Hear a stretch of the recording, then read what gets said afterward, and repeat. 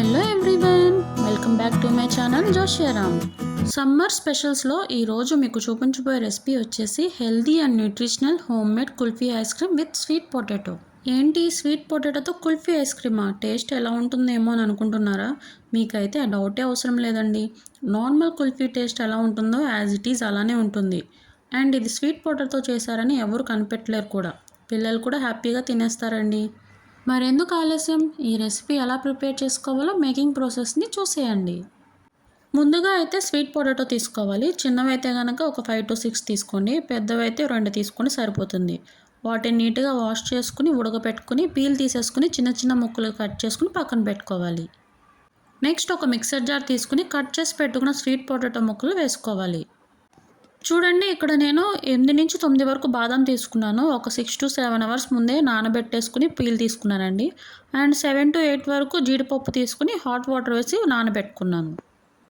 Next వాటిని కూడా mixer జార్లో వేసుకోవాలి. నెక్స్ట్ ఒక 3 to 4 వరకు ఇలాచీని వేసుకోవాలి. ఇక్కడ నేను 1 కప్పు వరకు కాచి చల్లార్చిన పాలను తీసుకున్నానండి.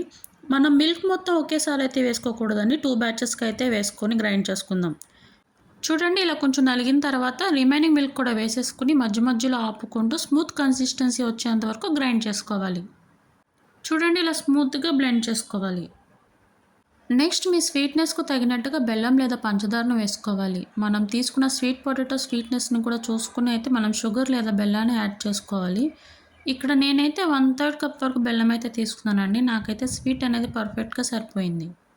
మరోసారి బెల్లం కూడా మంచిగా మిక్స్ అయ్యేంత వరకు బ్లెండ్ చేసుకోవాలండి. చూడండి, కన్సిస్టెన్సీ అనేది ఇలా క్రీమీగా ఉంటే మన ఐస్ క్రీమ్ అనేది పర్ఫెక్ట్గా వస్తుందండి. నెక్స్ట్ ఈ మిక్స్చర్ని ఎయిర్ టైటన్ బాక్స్లోకి వేసుకోవాలండి. మీరు కావాలనుకుంటే మీ దగ్గర ఉన్న టీ గ్లాసెస్ ఆర్ కుల్ఫీ మౌస్లో కూడా వేసుకోవచ్చు. తర్వాత నేను ఇక్కడ క్రష్ చేసుకున్న బాదం పొడి అయితే వేసుకున్నానండి. మనం తినేటప్పుడు అవి పంటికి తగులుతూ టేస్ట్ అయితే చాలా బాగుంటుందండి. మూత పెట్టుకుని డీప్ ఫ్రిడ్జ్లో ఒక 5 to 6 hours are over night పెట్టాలి.